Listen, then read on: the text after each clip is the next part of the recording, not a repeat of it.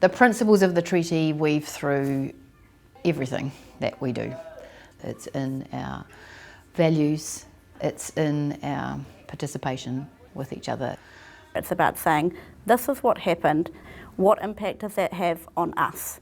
What can we do to make positive decisions at school ourselves to uphold the treaty? And it's about that equity, and it's about really, really persevering to keep that culture strong within us. Kia whakatō ki roto I te tamariki, I ngā tamariki, kia timata o rātou whakaaro Māori, kia huri o rātou titiro ki tāte Māori, ki tēnei ao. We have to make them aware of the changes around them, but also the fact that they've got a voice and they can make change.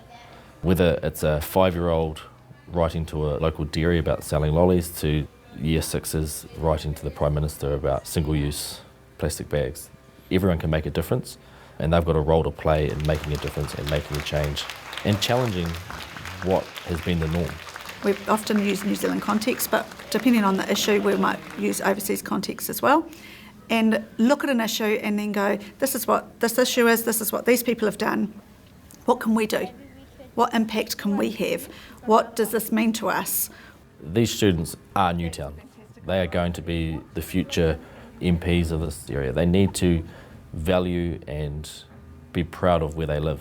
That's understanding who they are and what they do within this space. This is who I am, this is where I belong and I feel safe. The flow-on effect of that is that they're going to respect and look after this environment as well.